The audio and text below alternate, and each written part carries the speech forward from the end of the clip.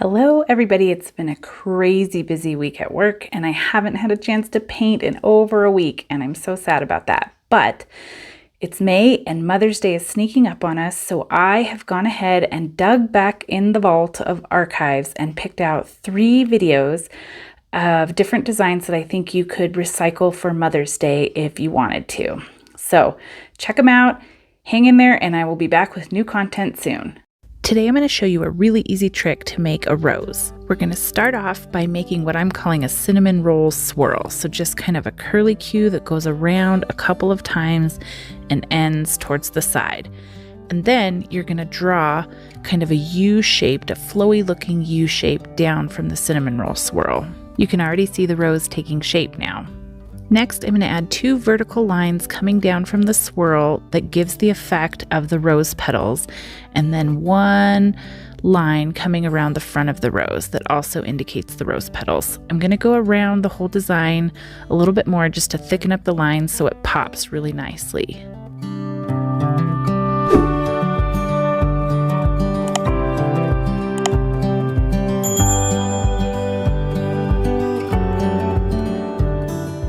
I'm going to switch over to this Posca paint pen. My Tulips green pen is out of ink, but I'm going to use this Posca paint pen to create the stem and a couple of leaves off of the stem.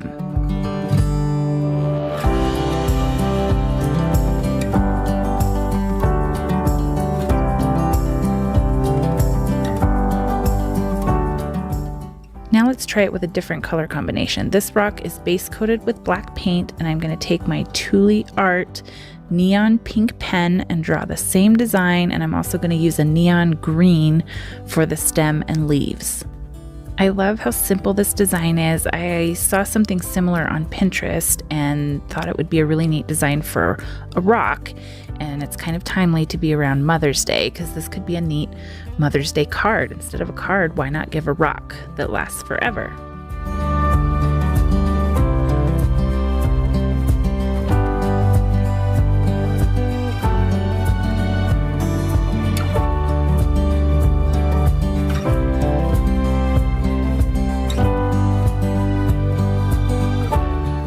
Now let's come back to that original rose, and I'm going to add a small little poem on here. So, sorry Mom, your gift is going to be put out for the whole internet to see a few days before Mother's Day, but I'm going to write a Roses Are Red poem on here and give this to my mom for Mother's Day, which is also kind of ironic because she loves to write Roses Are Red poems in all of our cards. The kids, the adults, everybody gets a Roses Are Red appropriate poem, whether it's a birthday, Easter, Halloween, that's what she puts in there.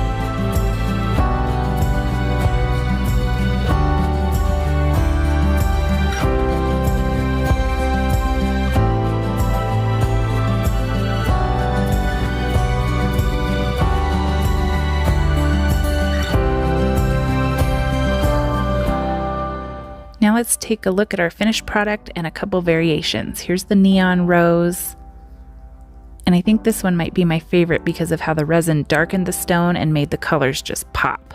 And this one I played around with some black outlines to give it a little more definition and kind of a 3D look. And circling back to where we started, here's the finished product. Don't do the same old fresh flower game when you can give your mom some flowers that last forever. Let's get started.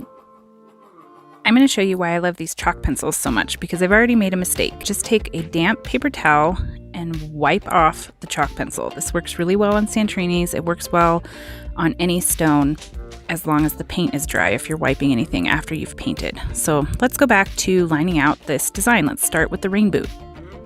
Now I know that adding tread to the bottom of this rain boot makes it look a little bit like a hiking boot at this point, but I promise by the end of the design it looks like an adorable rain boot.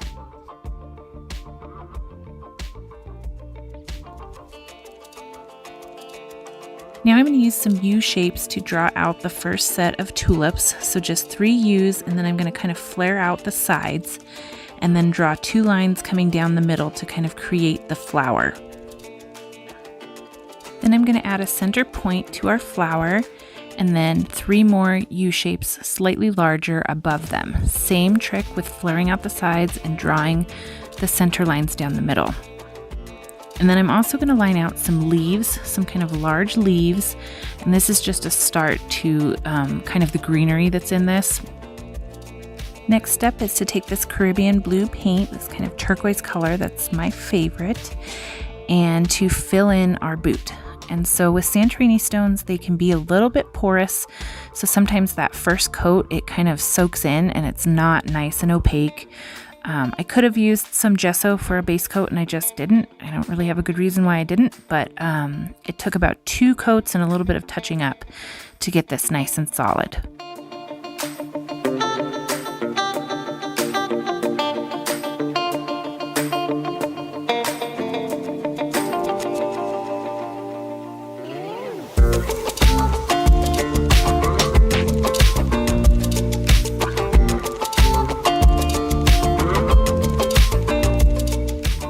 Now I'm going to start filling in the outer petals of the tulips. So I'm going to start with this magenta color and do 2 of our tulips in this pink, this kind of dark bright pink. Is that even a thing? Can a color be dark and bright at the same time? I don't know. This is how you know I'm just an ordinary person doodling on rocks.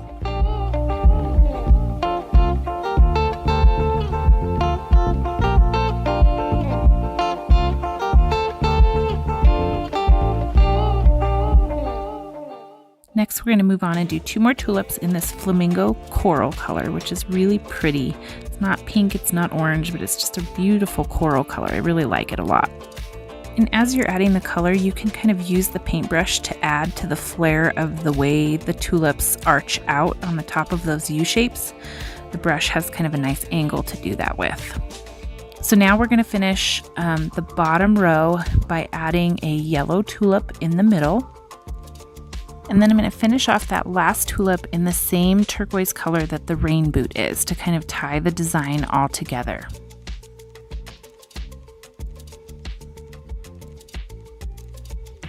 Now I'm going to come back and do a second coat on all of the flowers to make sure the color is nice and bright and solid.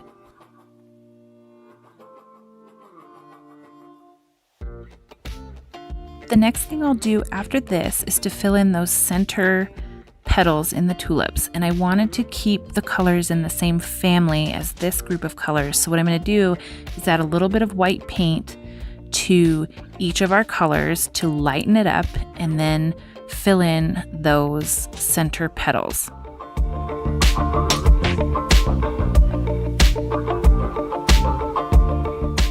What I noticed on the first coat of these center petals is that I didn't lighten the colors up quite as much as I wanted to. So before I come back for the second coat, I'm going to add a little bit more white paint so that it lightens up the center petal a little bit more for some contrast.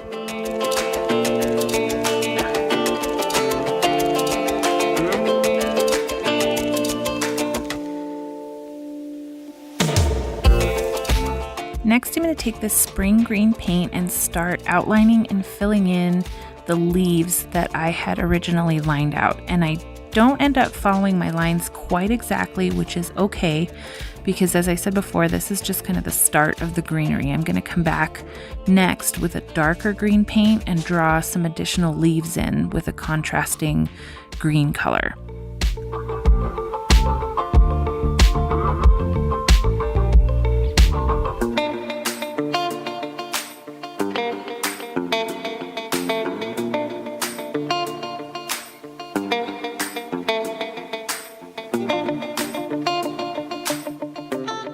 So now I'm going to take a slightly darker green color and just start filling in darker leaves within our flowers.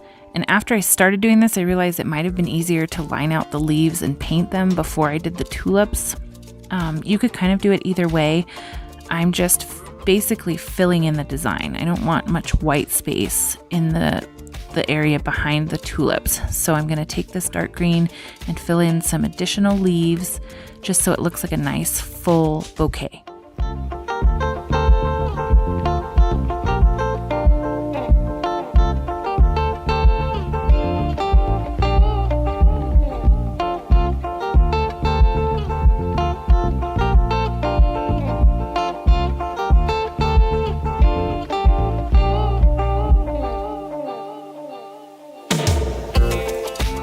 in some second coats with the 2 green paints just to make sure the leaves are nice and filled in, that all of the lines around the flowers are nice and clean.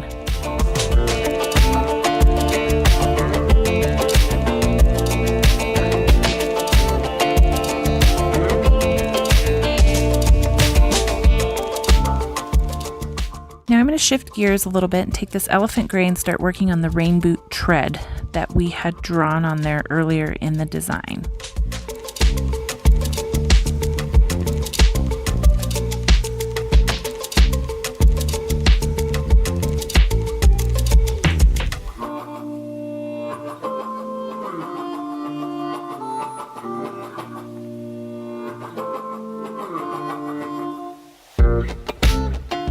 Here it is, starting to look like a hiking boot again, but I promise we're going to add some more color and it's going to be really cute.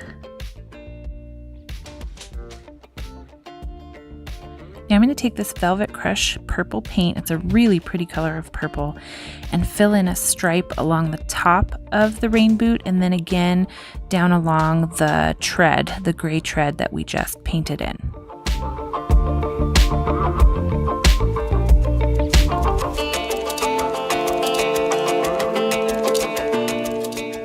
Now I'm going to take this super sweet lavender color and add some polka dots to our rain boot. I told you it was going to get cute. Now I'm going to take this Sakura Pigma fine line paint pen and outline the entire design. I really love this pen for this kind of fine line detail because I can hold it like a pen or a pencil, and the tip of it is sort of like a paintbrush where it moves like a brush and you can bend it. So you can use just the very tip of it to get a very fine line, or you can put more pressure on it to get a thicker line. It's a really great pen. There's a link in the description if you would like to find some for yourself. As we get a little further into this design, you're going to see that I chose not to put any writing on this design, and I did that for a couple of reasons. I think this is perfect for Mother's Day, but it's also really cute for anything spring. Whether that's someone's birthday or just a gift in general or something you hide in the community. You could absolutely add a quote or a name to this, anything that makes it perfect for you. So I'm a big nerd because this part of the design is what made this rock so much fun for me. So I'm just taking some white paint and adding 2 simple lines to the rain boot that give it that illusion of shine. And I don't know why, but I just love what it did to the design. It makes that boot so cute. So don't be surprised if you see more rain boots coming in the future. Now I'm going to take some of this extreme hologram glitter paint and add it to the center petals of each of the tulips to give some little extra sparkle, because that's what we do around here. And then also I'm taking a disposable eyeliner brush and just adding some kind of flourishes to the leaves. So kind of a center line down the middle and then some lines coming out like you would see in a leaf. And then I also decided to add some swirls of this glitter. You can barely see it, which is kind of the cool part of the design. You can see it here a little bit, but it's something where the light catches it once it's resined. And here's an example of the light catching that glitter after it's been resined. Don't forget to hit that like button if you enjoyed this tutorial. Hey everyone, welcome back. Let's get started on this design by using a chalk pencil and a compass to make a full circle on the Santorini stone. And then I'm going to take the chalk pencil and line out the crescent shape of the moon, and then take a damp paper towel to get rid of the lines we don't need so we can get started. I'm going to take some white gesso and lay this down as a base coat on the crescent part of the moon. This kind of seals the Santorini that can be porous. That way it'll give it a good base coat for the colors that we lay out on the moon. Next, I'm going to take the chalk pencil and kind of reverse the shape of the crescent and make lines kind of like a rainbow across the moon.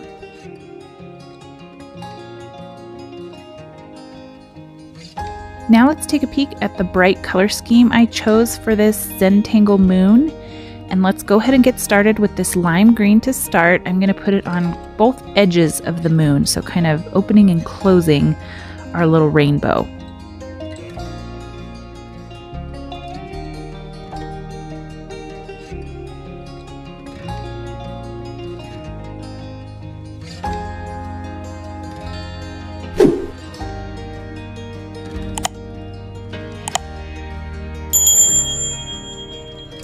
Next, we're going to take this bright magenta to fill out the next line in the rainbow. And I'm kind of going to speed this up and jump around because I don't want to bore you by filling in colors. I know you all know how to paint.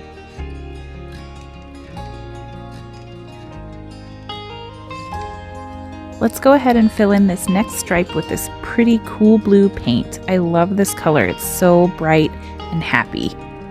Now you probably will, even with the gesso, still have to come back and add some extra coats of paint depending on what brand of paint you use. This brand of paint is pretty affordable, so sometimes that means you have to do multiple coats.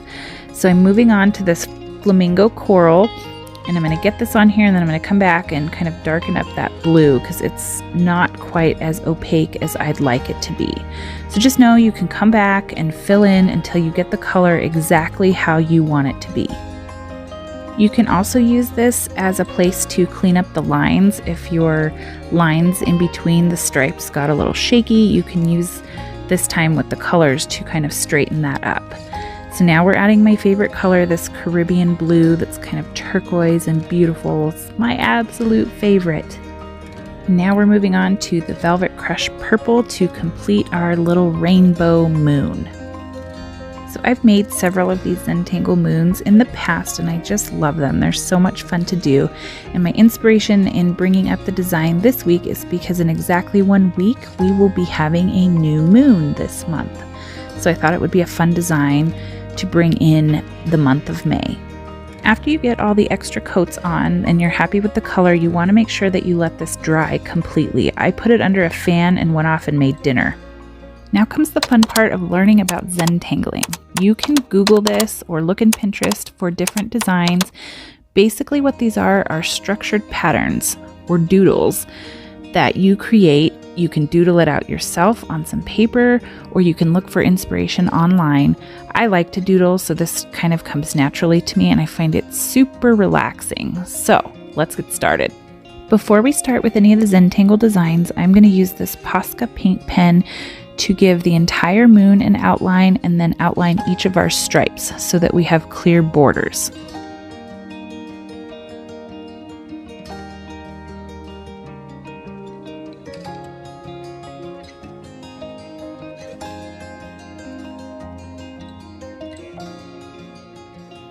So for all of the Zentangle designs, I'm going to use this Sakura Pigma paint pen, which is really great for fine line detail, and I'm just going to go for it. So you are more than welcome to copy this design exactly, or if you want to challenge yourself to come up with your own Zentangles for each stripe, it's really fun. So you'll notice here that I did some lines in the first green one, and then I'm starting with some scallops, and I'm just going to add more detail to them in the blue circle. So I'm kind of just going to let you watch this, and maybe it'll be kind of like ASMR for your eyes. Is that a thing? We're making it a thing. What's funny about the Zentangling is it makes me think of how you were always told growing up that you should never mix patterns with your clothing, right? Like you shouldn't wear a floral skirt and a striped shirt. And this is exactly what this is, and you're going to see how cool it looks when you mix all these patterns together. It's just the coolest thing, and it's super relaxing because the patterns are often repetitive, so you can just kind of work your way around and the designs just come to life. This past week was crazy at work, very busy, some kind of difficult issues, and then by the time we got to the weekend, it looked like a hurricane had hit our house. It was so messy and it was driving me crazy. So because my rock painting is kind of part treat and privilege and part therapy, I purposely spent some time cleaning and found all my mojo to clean so that I could get to this rock because it was so much fun and I just needed it this week. And you're going to see with these designs often it can involve lines that change directions. So I have a couple of those with straight lines and both the curved lines where they just kind of change directions, and then working on the swirls. It could be these pointed lines, it can be flowers, it can be anything doodly that you can think of, and just let it relax you. Get lost in the pattern and just relax and enjoy it. This stone had a little bit of extra white space and I didn't really want to write on it, so I'm going to take those background colors and add some dots and hearts kind of in a straight line coming down from the top of the crescent moon and create sort of this little dangle. So I'm going to take some black dots, some very small dainty dots, to create sort of a chain of where these are dangling down and create some little draping chains as well, and then outline our little dangles, and we're done.